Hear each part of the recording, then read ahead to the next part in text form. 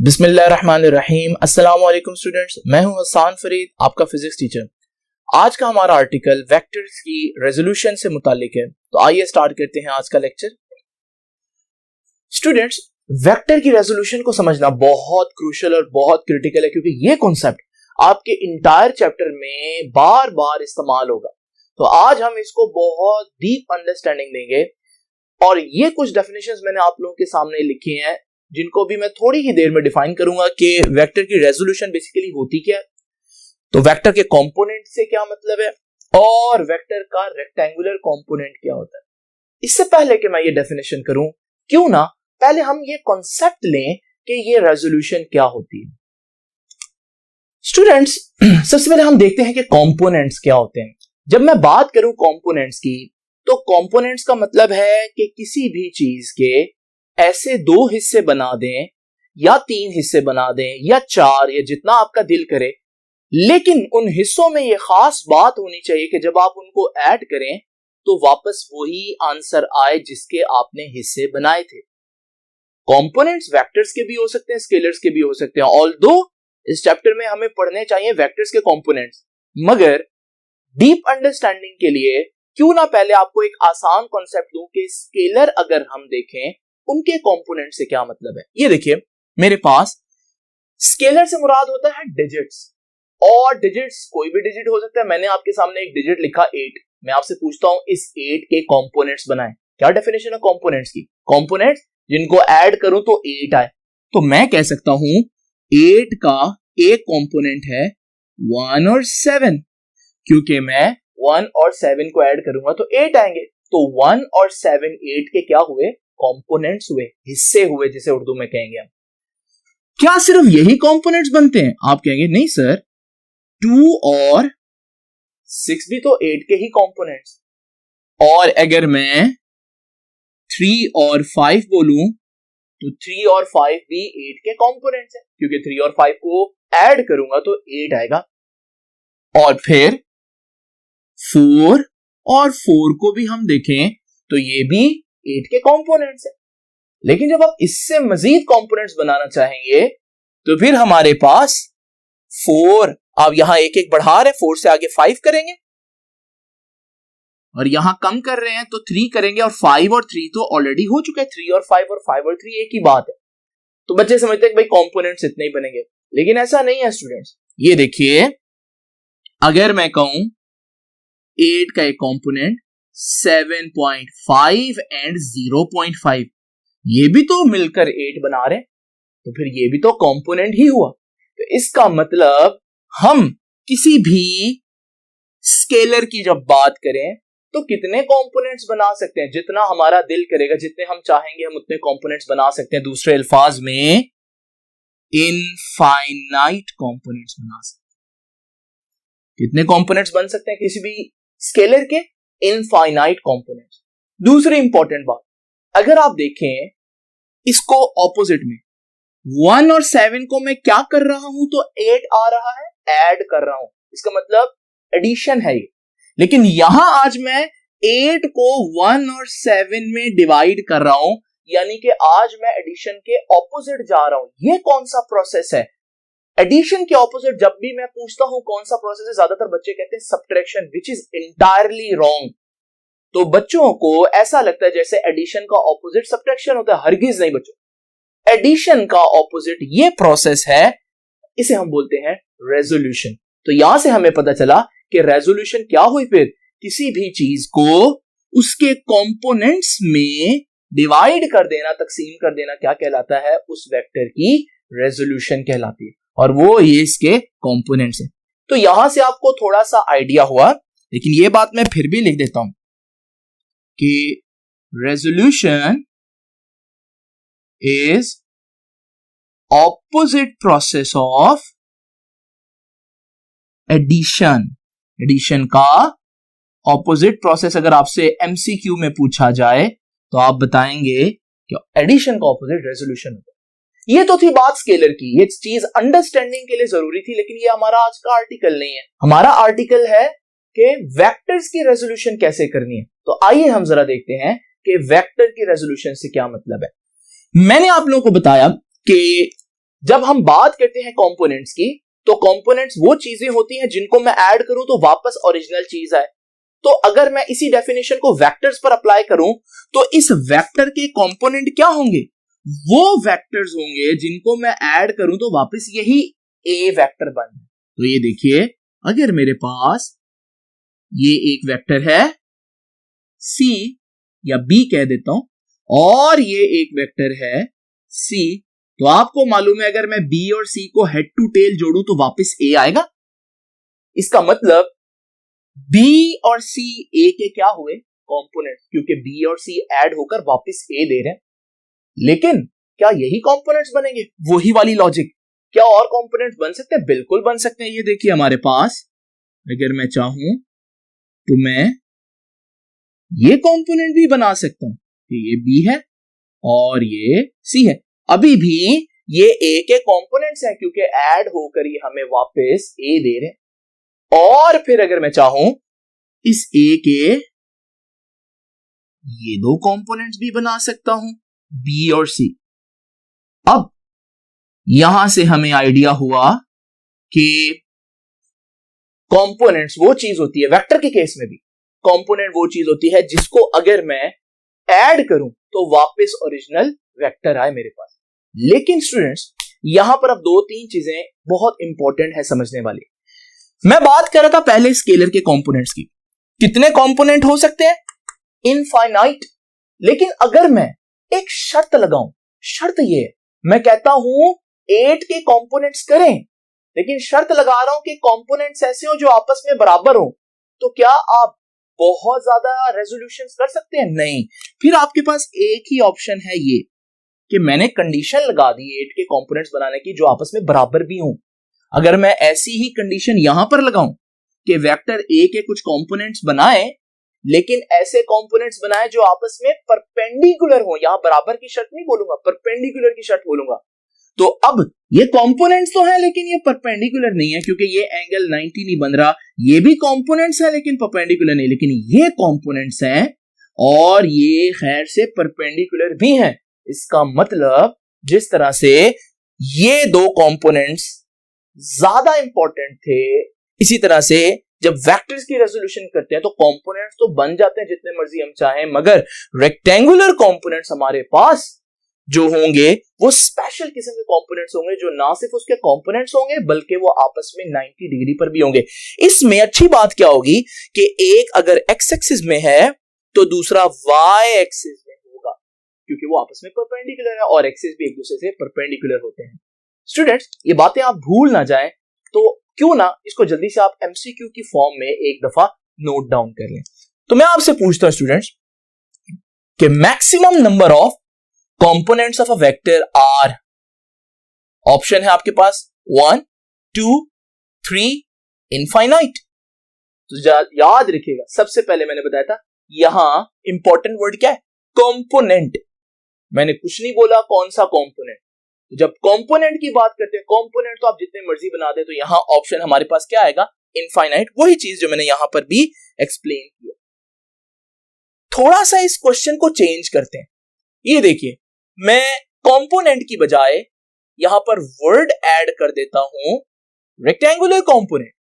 अब जब मैं रेक्टेंगुलर कंपोनेंट ऐड करूंगा तो स्टूडेंट्स, रेक्टेंगुलर कंपोनेंट के बाद ये एमसीक्यू की स्टेटमेंट बनेगी कि maximum number of rectangular components are, वही ऑप्शंस हैं 1, 2, 3 और इनफाइनाइट। अब आपको पता है रेक्टेंगुलर कंपोनेंट्स इनफाइनाइट नहीं हो सकते, तो कितने हुए रेक्टेंगुलर कंपोनेंट्स? ज्यादातर बच्चे सोचेंगे 2, लेकिन ऐसा नहीं है स्टूडेंट्स। रेक्टेंगुलर कंपोनेंट्स 3 होते हैं। यहां सही ऑप्शन 3 है। क्यों?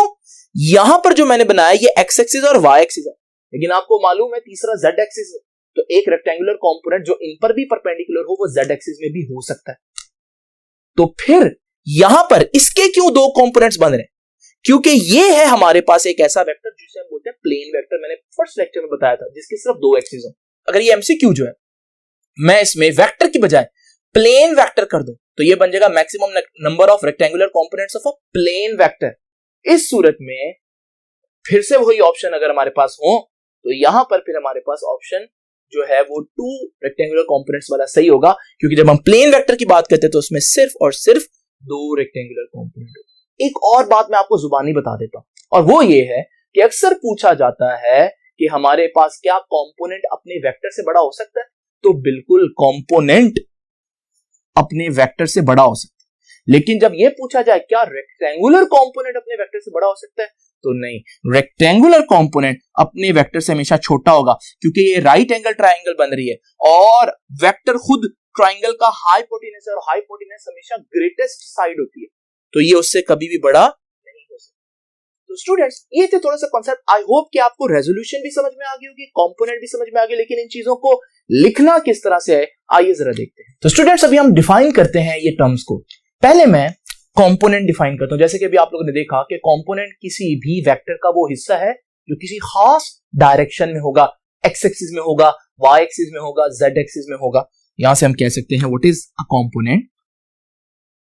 It is defined as effective value of a vector in a specific direction. किसी खास डायरेक्शन में किसी वेक्टर का जितना हिस्सा बन रहा होगा उसे हम बोलेंगे कंपोनेंट। बच्चे मेरे से पूछते हैं कि सर क्या जरूरत है कंपोनेंट्स निकालने की? मैं आपको बताता हूं। इमेजिन करें मेरे पास एक ब्लॉक है और एक बच्चा इस ब्लॉक को इस डायरेक्शन में खींच रहा है और ये ब्लॉक भी इसी डायरेक्शन में जा रहा है। अब मैं आपसे पूछता हूं कि स्टूडेंट्स कितना वर्क हुआ? आप फोर्स और डिस्प्लेसमेंट को मल्टीप्लाई कर देंगे, क्योंकि आपको मालूम है यही फोर्स सारा का सारा डिस्प्लेसमेंट करवा रही है। मगर अगर ये फोर्स इस डायरेक्शन में लगा रही हो, आपने देखा होगा अक्सर बच्चे धागा बांधकर गाड़ी को चला रहे होते हैं। इस सूरत में धागा जो है वो इधर को फोर्स लगा रहा है, गाड़ी इधर को जा रही है। क्या ये पूरी की पूरी फोर्स, सपोज करो अगर 10 न्यूटन है, क्या ये पूरी की पूरी फोर्स 10 न्यूटन की डिस्प्लेसमेंट करवा रही है? आप कहेंगे नहीं सर, इस 10 न्यूटन की फोर्स का कुछ कंपोनेंट डिस्प्लेसमेंट करवा रहा होगा, सारा नहीं। तो फिर हमें कंपोनेंट निकालना पड़ा ना इस सूरत में। लेकिन वो निकालना कैसे, वो भी हम डिस्कस करते हैं। ये देखिए स्टूडेंट्स, तो मैंने बताया कि कंपोनेंट क्या होता है। अभी असल वेक्टर को कंपोनेंट्स में डिवाइड कर देना, इस प्रोसेस को मैंने क्या नाम दिया? Resolution of a vector. तो what is resolution? It is a process of resolving a vector into its components। एक वेक्टर को उसके कंपोनेंट्स में डिवाइड करने का ये जो प्रोसेस है, इसे बोलते हैं रेजोल्यूशन ऑफ अ वेक्टर। अब हम डिस्कस करते हैं कि कंपोनेंट्स तो कई किस्म के होते हैं।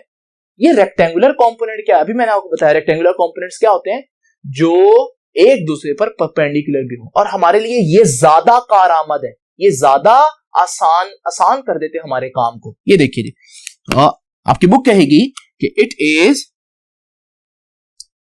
Usually convenient. कहता है अक्सर ये हमारे लिए आसान होता है। क्या आसान होता है?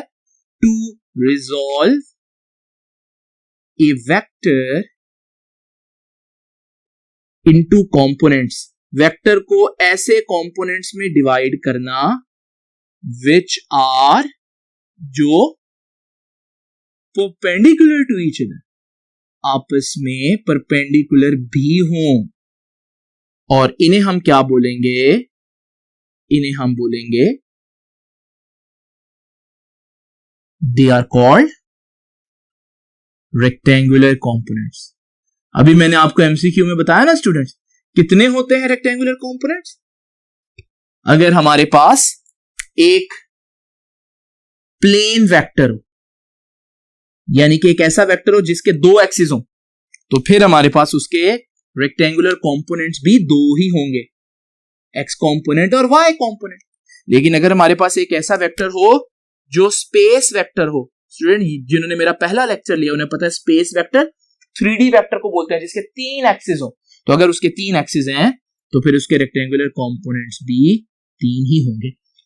तो ये तो हो गया थोड़ा सा डेफिनेशन जो आप लोगों ने याद रखनी है। अब रेक्टेंगुलर कंपोनेंट्स, जैसे कि ये रेक्टेंगुलर कंपोनेंट्स अगर आपने निकालने हैं तो कैलकुलेशन कैसे करनी है? तो आइए जरा देखते हैं रेक्टेंगुलर कंपोनेंट्स की मैथमेटिकल डेरिवेशन।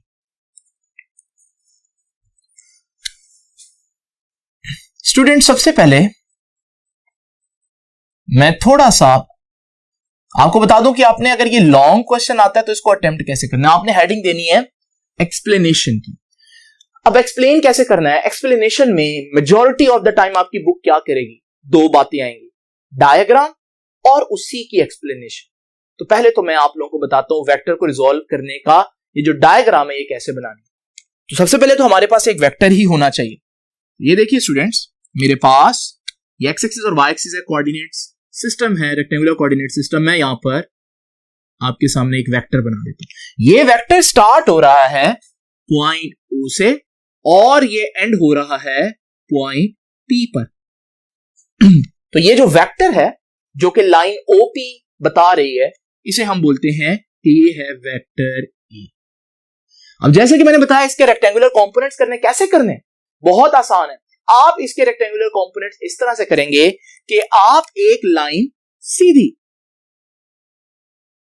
एक्स एक्सिस तक लेकर जाएंगे और एक लाइन बिल्कुल परपेंडिकुलर वाई एक्सिस तक लेकर जाएंगे। ये लाइन एक्स एक्सिस पर जितना हिस्सा कट करेगी वो होगा उस वेक्टर का एक्स कंपोनेंट, और ये लाइन जितना वाई एक्सिस पर कट करेगी ये इस वेक्टर का उतना हिस्सा बन जाएगा उसका वाई कंपोनेंट। तो ये हो गया हमारे पास एक्स कंपोनेंट और वाई कंपोनेंट। और यहां पर अगर ये एक्स कंपोनेंट है तो फिर ये भी तो उतना ही हिस्सा है, तो मैं इसको भी एक्स कंपोनेंट कह सकता हूं। और अगर ये y है तो ये भी y कंपोनेंट कहलाया जा सकता है, इसमें कोई हर्ज नहीं है। अब हमारे पास ये जो एंगल है जिस पर वेक्टर था, ये एंगल है एंगल थीटा। नाउ स्टूडेंट्स जरा देखते हैं कि एक्सप्लेनेशन में आप लोगों ने क्या लिखना है। आपने यही सारी बातें लिखनी है। ये पॉइंट्स को आप नाम दे देंगे, इस पॉइंट को आप m कह दें, इस पॉइंट को आप n कह दें। तो आप क्या लिखेंगे, बुक की लाइंस इस तरह से होगी कि consider a vector in X Y plane at an angle theta, और फिर आप बताएंगे, आप उसको रिजॉल्व करेंगे, एक लाइन ड्रॉ करेंगे which will cut x axis on point m and y axis on point n. So ON is your y component, OM is your x component. याद है हम लोगों ने पढ़ा था कि x component और y component में खास बात क्या है। यहां पर मैं लिख दूं कि आप लोगों ने यहां से आगे बुक की लाइंस लिखनी है खुद ही। लो भाई, अब जरा देखें कंपोनेंट में खास बात क्या होती है। अगर आप उनको ऐड करें तो वापस ओरिजिनल वेक्टर बनता है, यही बताया था मैंने। तो जरा देखें, मैं कह सकता हूं कि अगर x कंपोनेंट को ऐड करूं और y कंपोनेंट को ऐड करूं तो मेरे पास क्या बनेगा, ओरिजिनल वेक्टर बनेगा। नाउ स्टूडेंट्स यहां पर एक इश्यू है, और वो इश्यू क्या है कि आप देख सकते हैं x और y तो स्केलर्स है, क्योंकि मैग्नीट्यूड है, स्केलर्स ऐड होकर वेक्टर थोड़ी ना आ सकते हैं। इसका मतलब मुझे या तो इनके ऊपर वेक्टर का निशान डालना पड़ेगा, और अगर मैं ये नहीं करना चाहता तो फिर मुझे इनके साथ इनके यूनिट वेक्टर लगाने पड़ेंगे। आपको याद है x एक्सिस में यूनिट वेक्टर i हैट होता है और y एक्सिस में usually unit vector j hat होता है। तो फिर मैं यहां पर i हैट और j हैट लिख देता हूं। तो ये हम इक्वेशन लिख सकते हैं यहां पर। अब जरा x कंपोनेंट भी निकालते हैं और y कंपोनेंट भी निकालते हैं। तो स्टूडेंट्स सबसे पहले x कंपोनेंट, बहुत आसान काम है ये। x कंपोनेंट कैसे निकालना है जरा देखते हैं। स्टूडेंट आप देख सकते हैं, अगर मैं इस एंगल का कॉस लूं, किसी भी ट्राइंगल में कॉस थीटा किसके बराबर होता है, मैं यहां लिख देता हूं इन ट्राइंगल OMP। ये जो ट्राइंगल है OMP, कॉस थीटा किसके बराबर होता है, कॉस थीटा बराबर होता है बेस ओवर हाइपोटेन्यूज। तो बेस ओवर हाइपोटेन्यूज, बेस क्या है, थीटा के साथ वाली बेस OM ओवर हाइपोटेन्यूज क्या है, हाइपोटेन्यूज लॉन्गेस्ट साइड होती है यानी कि A। मैं वेक्टर नहीं लिखूंगा, मैं OP मैग्नीट्यूड लिखूंगा, क्योंकि यहां पर हम मैग्नीट्यूड को डिस्कस करेंगे। अब OM कितना है, OM का मैग्नीट्यूड तो x कंपोनेंट जितना है, तो AX, और OP का मैग्नीट्यूड तो A का मैग्नीट्यूड है। यहां से cos theta AX over A है, तो AX किसके बराबर आएगा स्टूडेंट, जरा तवज्जो कीजिएगा, A उधर जाकर मल्टीप्लाई हो जाएगा तो AX आ जाएगा A cos थीटा की। लो जी स्टूडेंट्स, वो फार्मूला जो हमारे पास x कंपोनेंट का था वो आ गया। मैं इसको कह देता हूं कि this is our equation number 1। अब बात रह गई y कंपोनेंट्स की। एक्स कंपोनेंट आ गया जी, वाई कंपोनेंट क्या होगा वो भी देख लेते हैं स्टूडेंट्स। वाई कंपोनेंट, जैसे पहले मैंने कॉस थीटा लिया, अब मैं लेता हूं साइन थीटा, और साइन थीटा लूंगा तो साइन थीटा किसके बराबर आता है, परपेंडिकुलर ओवर हाइपोटेन्यूज। परपेंडिकुलर क्या होती है, 90 के थीटा के सामने वाली साइड, तो परपेंडिकुलर क्या बना इसमें, पीएम बना। स्टूडेंट हाइपोटेन्यूज क्या होती है, लॉन्गेस्ट साइड। लॉन्गेस्ट साइड क्या है यहां पर, लॉन्गेस्ट साइड है ओपी। अब पीएम क्या है, पीएम है हमारे पास वाई कॉम्पोनेंट, ये देखिए ए वाई, और ओपी है ए। यहां से साइन थीटा इसके बराबर है तो ए वाई किसके बराबर आएगा स्टूडेंट्स, ए वाई बराबर आएगा, ए उधर जाकर मल्टीप्लाई होगा तो A Y is equal to A sine theta. तो आप लोगों ने स्टूडेंट्स देखा कि किस तरह से अगर आप चाहें तो किसी वेक्टर से उसका कंपोनेंट निकाल सकते हैं। सिर्फ आपको क्या चाहिए, एंगल चाहिए, और आप वो वैल्यू पुट करें तो आपके पास एक्स कंपोनेंट भी आ जाएगा और वाई कंपोनेंट भी। लेकिन आपको साइन और कॉस की वैल्यूज कुछ फेमस एंगल्स के लिए याद रखना जरूरी है, जैसे 30 का कितना होता है, 60 का, 45 डिग्री का। स्टूडेंट्स इससे पहले कि आप कंफ्यूज हो इन फॉर्मूलों को देखकर, क्यों ना हम एक दफा इसको थॉरली देख लें कि एमसीक्यू की फॉर्म में आप लोगों ने क्या क्या पूछा जा सकता है आप लोगों को। तो आइए जरा देखते हैं एमसीक्यू। स्टूडेंट्स जरा देखते हैं कि ये एमसीक्यू आप किस तरह से सॉल्व करेंगे। तो एमसीक्यू कुछ इस तरह से है कि एट व्हाट एंगल, किस एंगल पर ए एक्स और ए वाई बराबर है। क्या पूछ रहा हूं, ए एक्स और ए वाई बराबर है। फार्मूला देखें स्टूडेंट्स, ए एक्स का फार्मूला क्या है, ए एक्स का फार्मूला है ए कॉस थीटा, और ए वाई का फार्मूला क्या है, ए साइन थीटा। ये बराबर इसके तब होगा जब कॉस और साइन की वैल्यू बराबर होगी। अब ये चीज आगे जाकर आप लोग पढ़ेंगे कि जब थीटा 45 पुट करें तो साइन की वैल्यू और कॉस की वैल्यू बराबर आती है। क्यों, क्योंकि साइन और कॉस जो है दोनों 45 पर 0.707 आंसर देते हैं। आप अपने कैलकुलेटर पर अभी चेक भी कर सकते हैं।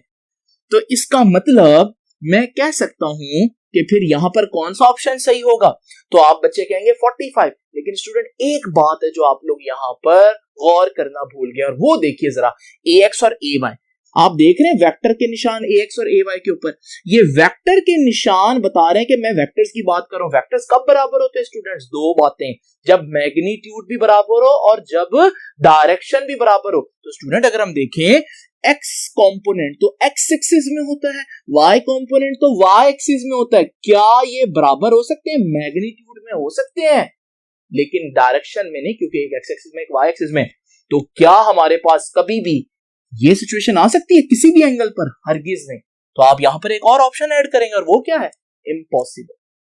लेकिन अगर यही क्वेश्चन स्टूडेंट्स बजाय वो मैग्नीट्यूड वेक्टर्स की बात करें, वो मैग्नीट्यूड की बात करें, मैग्नीट्यूड के लिए मैं ये वाला साइन डाल देता हूं, ये साइन बता रहा है कि ये मैग्नीट्यूड। तो क्या कोई ऐसा एंगल है जिसपे हमारे पास एक्स और वाई कंपोनेंट्स के मैग्नीट्यूड बराबर हो? तो अगर हम डायरेक्शन को निकाल दें तो मैंने अभी डिस्कस किया कि अगर हम देखें 45 डिग्री पर जो कॉस का आंसर आता है वही साइन का आंसर आता है, तो फिर वो कौन सा एंगल होगा जिस पर हमारे पास एक्स और वाई कंपोनेंट्स बराबर होंगे? जी स्टूडेंट्स वो हुआ 45 डिग्री। लेकिन स्टूडेंट्स क्या सिर्फ 45 डिग्री? इधर देखिए, आपने बाकी ऑप्शंस पर गौर किया? ये देखिए, अगर 135 ऑप्शन 135 है, यहां से 135, ये टोटल होता है 180। अगर ये 135 है तो फिर हमारे पास ये कितना बचेगा, यहां पर ये बनेगा 45 डिग्री स्टूडेंट्स। तो 45 डिग्री बनेगा तो जितना हमारे पास वाई कंपोनेंट उतना ही हमारे पास एक्स कंपोनेंट होगा। अगर आप देखेंगे ये जो हमारे पास 225 है, वो 225 आपके पास यहां से यहां तक बनेगा 225, इतना तो बनता है 180। तो फिर ये नेक्स्ट आगे मजीद कितना बनेगा, 45 डिग्री। इसी तरह चौथा एंगल जो है वो फोर्थ क्वाड्रेंट में 45 डिग्री बन रहा है। इसका मतलब ये सारे एंगल्स किसी ना किसी क्वाड्रेंट में 45 डिग्री बन रहे हैं, और 45 डिग्री पर मैग्नीट्यूड बराबर होते हैं। तो 45 डिग्री ऑप्शन ए तो सही है, लेकिन 135, 225 डिग्री और हमारे पास 315 डिग्री ये भी अपने अपने क्वाड्रेंट के अंदर 45 डिग्री ही बनते हैं और हमारे पास इसमें मैग्नीट्यूड सेम ही आएगा। तो इसमें भी हमें एक ऑप्शन ऐड करना पड़ेगा और वो है कि ऑल ऑफ दीज के ये सारे आंसर सही हैं, यानी इन सब एंगल्स पर मैग्नीट्यूड सेम है। तो 45 कब करना है? अगर आपके पास यही एमसीक्यू हो और हमारे पास ऑप्शन कुछ इस तरह से हो 45, 30 डिग्री, 60 डिग्री, 90 डिग्री, इस सूरत में हम फिर यहां पर तो सिर्फ 45 डिग्री चलेगा, तो यहां पर हम 45 करेंगे। देखिए छोटी छोटी बातें हैं जिनको आप लोगों ने ध्यान से देखना है। अब जरा एक और इंपॉर्टेंट बात देखते हैं। ये डायग्राम देखें स्टूडेंट, एक वेक्टर है 10 न्यूटन का और ये वेक्टर जो है वो 30 डिग्री बना रहा है। मैं पूछता हूं बताएं कंपोनेंट्स निकालना। अब कंपोनेंट निकालना है एक्स कंपोनेंट, तो एक्स कंपोनेंट का फार्मूला क्या है? एक्स कंपोनेंट का फार्मूला है students ax = a cos theta. अब हमारे पास यहां पर a मैग्नीट्यूड है वो तो 10 न्यूटन और cos थीटा, थीटा कितना है? थीटा तो 30 दिया हुआ है और cos 30 होता है 0.86, तो जब 10 से मल्टीप्लाई होगा ये बन जाएगा 8.6 न्यूटन। तो यहां पर हमारे पास 8.6 न्यूटन। बच्चे समझेंगे नहीं है ये भी आंसर। यहां पर भी एक चीज मिस्टेक है और वो मिस्टेक आप लोगों ने नोट नहीं की। वो बात ये है कि थीटा अगर आप देखें, थीटा कहां से दिया हुआ उसने? स्टूडेंट्स थीटा उसने दिया हुआ है वर्टिकल से, यहां से। कभी भी ये थीटा एक्सेप्ट नहीं करना। ये एंगल हमारा एंगल नहीं है जो इधर पुट करना है, हमने हमेशा ये वाला एंगल पुट करना है। अगर आपको मालूम है ये 30 है, टोटल 90 होता है, तो फिर ये कितना होगा? 60। तो हम यहां पर बजाय थीटा में 30 पुट करने के क्या पुट करेंगे? हम पुट करेंगे 60 डिग्री और cos 60 कितना होता है? 0.5। तो इसका आंसर आ जाएगा 0.5 मल्टीप्लाई बाय 10 5 न्यूटन। तो स्टूडेंट्स आप लोगों ने देखा कि किस तरह छोटी छोटी चीजें भी आप लोगों को गौर से देखनी होंगी अगर आप वेक्टर्स को सही तरह से सॉल्व करना चाहते हैं। आई होप कि आपको कंपोनेंट्स अच्छी तरह से समझ में आ गए होंगे। तो स्टूडेंट्स ये हम लोगों ने जो फार्मूले निकाले, इसमें आप ओरिजिनल वेक्टर से एक्स कंपोनेंट और ओरिजिनल वेक्टर से वाई कंपोनेंट निकाल सकते हैं। लेकिन बच्चे पूछते हैं सर अगर हमें कंपोनेंट्स दिए हो क्या हम वापस ओरिजिनल वेक्टर निकाल सकते हैं? बिल्कुल, और अभी मैं यही टेक्निक आपको सिखाने जा रहा हूं।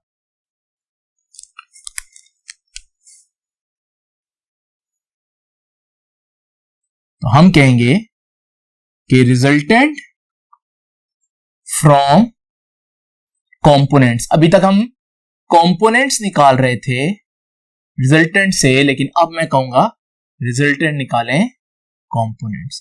तो देखिए जी, वही ट्राइंगल लेते हैं, in triangle OMP, this triangle OMP, और इस ट्राइंगल में मैं कहूंगा पाइथागोरस थ्योरम आप लोगों ने पढ़ा। पाइथागोरस थ्योरम क्या कहता है कि हमारे पास हाइपोटेनस का square is equal to base square plus perpendicular square. अब हाइपोटेनस क्या है? ये साइड, और ये साइड तो OP है। बेस क्या है? थीटा के साथ वाली ये वाली साइड OM,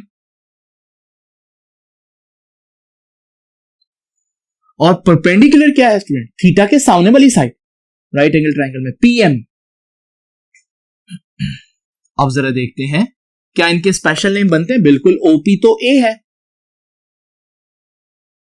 OM तो AX है। मैं मैग्नीट्यूड्स की बात कर रहा हूं, इस वजह से मैं I हैट J हैट नहीं लूंगा, और PM तो Y है, तो AY और उसका स्क्वायर। तो जी स्टूडेंट्स यहां से A किसके बराबर है? AX का स्क्वायर प्लस AY का स्क्वायर और उसका अंडर रूट, क्योंकि दोनों तरफ मुझे अंडर रूट लेना पड़ेगा। स्टूडेंट्स ये बहुत इंपॉर्टेंट फॉर्मूला है, इसे मैं कह देता हूं नंबर 3। तो अगर आपके पास x और y कंपोनेंट्स हो, आप x और y कंपोनेंट्स पुट करें तो आपके पास ओरिजिनल वेक्टर का मैग्नीट्यूड आ जाएगा। अब लास्ट चीज आज की, और वो है angle theta of resultant. Resultant का अगर आपने एंगल निकालना है तो कैसे निकालना?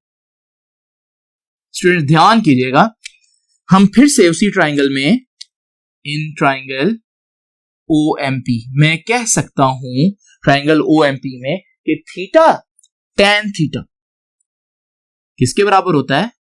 tan थीटा बराबर होता है परपेंडिकुलर ओवर बेस। परपेंडिकुलर क्या बन रहा है जी? अब मैं डायरेक्ट कहता हूं AY बेस क्या बन रही है स्टूडेंट्स? ax, यहां से थीटा किसके बराबर आएगा? tan इनवर्स, ये tan उधर जाकर इनवर्स हो गया और वहां क्या है? ay over ax। तो ये हमारे पास, अगर आपको थीटा निकालना हो तो फिर ये फॉर्मूला लगाएंगे, और अगर आपको वेक्टर ए का मैग्नीट्यूड निकालना हो तो फिर हम ये फॉर्मूला लगाएंगे। आइए इन दोनों फॉर्मूले से रिलेटेड भी एक दो इंपॉर्टेंट बातें देखते हैं। पहली बात, अगर आपका x कंपोनेंट नेगेटिव है, y कंपोनेंट नेगेटिव है, आपके वेक्टर का मैग्नीट्यूड नेगेटिव नहीं हो सकता। क्यों? क्योंकि अब आप स्क्वायर लेंगे तो आपका आंसर तो पॉजिटिव हो जाएगा। तो ये वो आपसे शॉर्ट क्वेश्चन पूछेगा, क्या किसी वेक्टर का मैग्नीट्यूड नेगेटिव हो सकता है? आप कहेंगे नहीं, कभी भी नहीं हो सकता। हालांकि अगर उनके दोनों वेक्टर्स भी नेगेटिव हो फिर भी उनका मैग्नीट्यूड नेगेटिव नहीं हो सकता, कंपोनेंट्स नेगेटिव होने पर भी। और इस एंगल से रिलेटेड क्या क्या बातें पूछी जा सकती है, आइए जरा देखते हैं। तो स्टूडेंट जरा देखते हैं ये दो एमसीक्यू। पहला एमसीक्यू क्या कहता है? At what angle x and y components are equal. ये पहले भी हम लोगों ने देखा है, लेकिन यहां क्योंकि थीटा का फॉर्मूला पड़ा है उस हिसाब से देखते हैं आप लोगों ने एंगल कैसे फाइंड आउट करना है। Theta is equal to tan inverse y component over x component. Now students, y component क्या है?